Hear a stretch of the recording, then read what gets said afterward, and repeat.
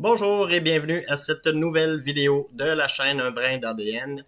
Dans cette vidéo-ci, j'aimerais démystifier les tests ADN avec une comparaison sur le jeu de bataille navale ou de Battleship en anglais. Parfois, c'est un peu compliqué, là, les notions de génétique avec les centimorganes, les pourcentages d'ADN partagés. Donc, je vais essayer de vulgariser cela avec une petite comparaison un peu plus simple sur une planche de jeu de bataille navale. Donc, si on revient à la base, évidemment, un test ADN, si on le fait chez Ancestry DNA ou MyHeritage ou 23andMe, évidemment, c'est l'ADN qui est testé. Généralement, les tests autosomaux chez Ancestry vont se concentrer sur les 22 premières, donc vont pas tester ou plutôt vont pas afficher les résultats de cette 23e paire-là. Donc, ce que je vais faire pour démystifier un peu la complexité de ça, c'est de comparer les chromosomes avec des petits bateaux du jeu de bataille navale. Donc, on va faire comme si il y avait 22 bateaux. Là, évidemment, pour les besoins de l'exemple, je vais les rapetisser à seulement 4 pour l'exercice. Donc, ce qui se passe, c'est que chacun de nous, par le brassage génétique, donc chaque fois qu'un individu naît, il y a un brassage génétique unique qui fait que l'ADN de cette personne-là est disposé, si on veut, en fait. Les segments recombinés de l'ADN de chaque personne est unique. La seule façon à peu près où est-ce qu'on pourrait avoir quelqu'un qui a la même ADN que soi serait par un jumeau identique. Mais sinon, on n'est pas non plus une copie conforme de nos parents. Donc, la seule personne qui pourrait être pareille à nous au niveau de l'ADN serait un jumeau identique.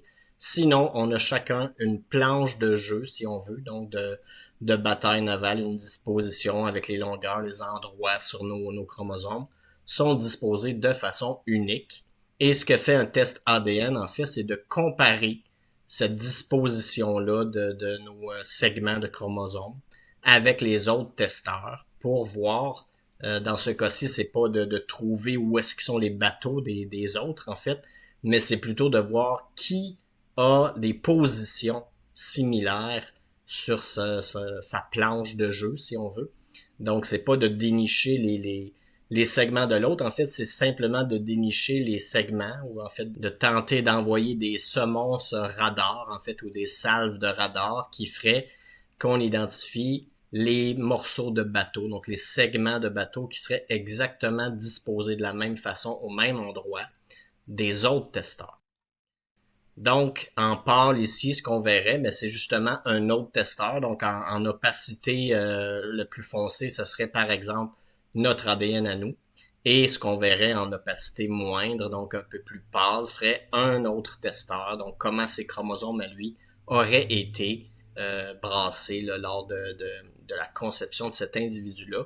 Donc, ce qu'on voit, c'est quand il y a des chevauchements, eh bien, est-ce qu'on peut affirmer que dès qu'il y a des chevauchements, il y a correspondance d'ADN?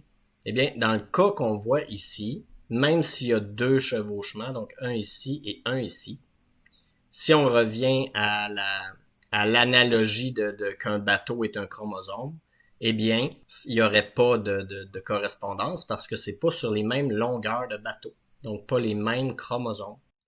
Donc, ce qu'on verrait ici, c'est que oui, il se chevauche. Par contre, l'autre personne, ce serait son plus long chromosome. Donc, par exemple, son chromosome 1 ou 2. Et nous, ben, ce serait le chromosome plus petit, donc peut-être 21 ou 22.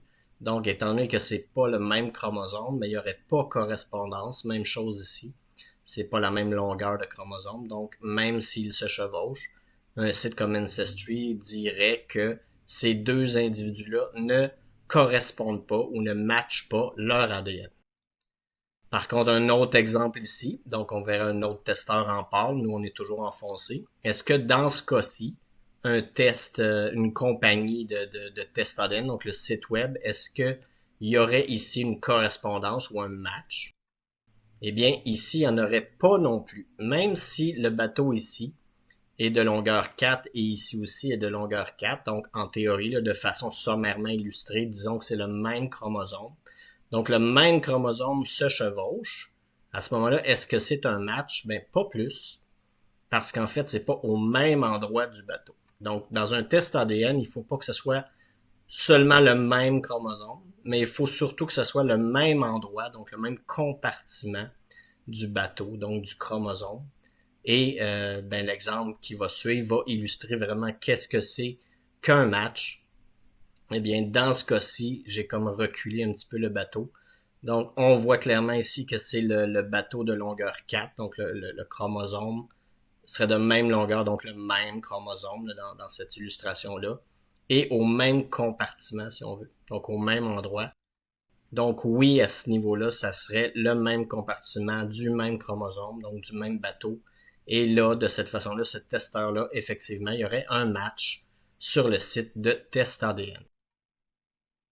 Maintenant, ici, est-ce qu'il pourrait avoir aussi une correspondance ici dans ce qu'on voit? Donc, même si on voit pas les bateaux, le site pourrait quand même dire oui, tu corresponds avec cette personne-là. Parce qu'il faut jamais oublier qu'en fait, on n'a pas seulement des chromosomes, on a des paires de chromosomes. Donc, la moitié de notre ADN vient de notre mère, mais l'autre moitié provient de notre père, en fait. Donc, c'est comme si on avait, en fait, deux planches de jeu, chacun de nous, parce qu'on a des paires de chromosomes. Donc, on n'a pas seulement les chromosomes du côté, disons, paternel, on aurait aussi une autre planche de jeu du côté maternel. Donc, c'est pour ça que dans l'exemple que je mettais ici, est-ce que quelqu'un pourrait correspondre ici? Mais peut-être pas du côté paternel si on dit que c'est rouge dans ce dessin-là, mais du côté maternel, donc on superposerait notre carte de jeu maternelle. À ce moment-là, on pourrait avoir des matchs du côté des autres parents. Donc ici, il y aurait le premier match qu'on a vu, qui est celui-là, donc de notre côté paternel et également du côté paternel de l'autre personne. Mais il n'y a rien qui empêche qu'on puisse aussi correspondre de notre côté toujours paternel, donc en rouge de notre côté, mais du côté maternel d'une autre personne. Donc, il n'y a rien qui empêche d'avoir une correspondance sur deux segments ou deux compartiments de bateau sur les planches de jeu des gens. Donc, dans ce cas-là, tant que le chevauchement se situe sur le même chromosome, donc le même bateau et le même compartiment, peu importe qu'ils nous viennent de notre mère ou de notre père et de l'autre bord également, de la mère ou du père, eh bien, l'important c'est est-ce que c'est le même compartiment sur le même bateau, donc même longueur de bateau. Et c'est ça qui détermine s'il y a un match ou non. Ensuite, il y a une compagnie comme MyHeritage qui indique un peu ce que j'essaie de montrer avec ma petite illustration sommaire. J'ai seulement indiqué les 11 premiers ici dans la capture, mais évidemment, ça se rend jusqu'à 22.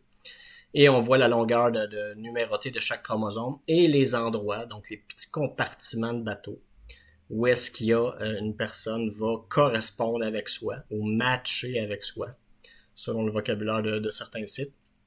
Eh bien, c'est comme ça que c'est illustré. Malheureusement, du côté de Ancestry DNA, on ne voit pas ça. Mais sur certains sites de test, on le voit. L'avantage, c'est qu'on peut transférer son site en date de cette vidéo-ci, là, du moins, on est vers le mois d'août 2024. Et on peut, si on teste chez Ancestry, on verra pas ça. Par contre, on peut exporter les résultats de son test, en fait les données brutes de son test, vers MyHeritage, qui autorise l'upload ou le téléversement des données brutes de son test. Donc à ce moment-là, en faisant un test seulement chez Ancestry, on peut l'exporter et l'importer ailleurs et on pourrait voir ça. Donc c'est ce que j'ai fait dans mon cas. J'ai pas testé ma salive chez MyHeritage, mais j'ai importé mon test depuis Ancestry DNA et je peux voir, on appelle ça un chromosome browser en anglais, donc un furteur ou une cartographie de chromosomes, où est-ce que la personne correspond avec soi. Par contre, ici, c'est indiqué en mauve, donc on voit qu'il n'y a pas les deux parents. Donc, sur le chromosome 1, on voit juste que c'est le même compartiment, donc le même segment d'ADN sur un chromosome, mais je ne sais pas si c'est du côté de mon père ou de ma mère. Et c'est la même chose pour chacun. Ça ne veut pas dire que je corresponds avec cette personne-là seulement de mon côté paternel. Généralement, c'est le cas, mais il ne faut pas exclure que peut-être que les 3 premiers segments viennent effectivement du côté de mon père, mais que le 10e ici pourrait venir, par exemple, du côté du père de l'autre parent, de l'autre personne ou de mon autre parent à moi. Donc, comme je disais, Ancestry DNA, eux, n'offre pas le chromosome browser, donc on voit pas les planches de jeu. Tout ce qu'on voit du côté de Ancestry DNA, c'est un pourcentage d'ADN partagé, donc une quantité, là, CM c'est pour centimorgane, donc une quantité de compartiments, si on veut, sur 11 segments. Le détail qu'on voit ici, quand on clique le petit lien ici, on voit un peu plus de détails ici, donc notamment le plus long segment. Donc, c'est l'information que Ancestry DNA va donner, mais il n'indiquera pas visuellement où est-ce que ça se trouve, comme MyHeritage peut le faire. Donc, tout ce qu'on peut en déduire, en fait, c'est le nombre de cercles verts, mais on ne verra pas où est-ce que c'est. Donc, les segments pourraient être comparés à des compartiments sur les bateaux, et les CM, ce qui signifie centimorgane, en fait, c'est le total des chevauchements, si on veut. Donc, les segments, ici, ce serait un segment de 2, et ici, ce serait un segment de 1, si on veut, là, de façon très sommairement illustrée. Et la quantité totale, là, 226 centimorganes, serait le nombre de petits ronds verts, si on veut. Et comme je disais, il n'y a rien qui empêche que de notre côté à nous, il y ait une correspondance du côté paternel et paternel, mais aussi du côté paternel du testeur, mais du côté maternel de la correspondance. Et même principe ici, du côté maternel du testeur, mais du côté paternel de la correspondance ou du match. Donc, c'est un peu ce qu'on verrait. Là, la seule chose qu'on verrait de Ancestry DNA, c'est en fait le nombre de ronds qui dirait, OK, voilà, avec cet individu-là, on ne sait pas exactement à quel endroit, quel bateau, quel compartiment correspondent, mais ce que je peux dire, c'est qu'il y a 4 cercles. Dans ce cas, le 226 centimorganes, par exemple. C'est ce qu'on verrait sur Ancestry DNA. Donc, une question qui revient souvent aussi, qu'il y a quelques émissions là-dessus, c'est une personne qui serait adoptée, donc qui ne connaît pas son arbre généalogique, qui n'a pas son pedigree. Comment, en testant sur un site d'ADN, la personne pourrait retrouver ses parents, surtout avec Ancestry qui cache la planche de jeu. En fait, c'est pas si important que ça de savoir exactement à quel endroit ça se chevauche.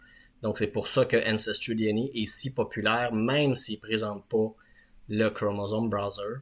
Ce qui est important, c'est vraiment de savoir si on match avec la personne. Donc, c'est les petits ronds verts, dans le fond, qui sont indiqués de mon côté à moi. Donc, comment on fait si on est adopté pour trouver quelle est sa famille, pour rebâtir son arbre généalogique?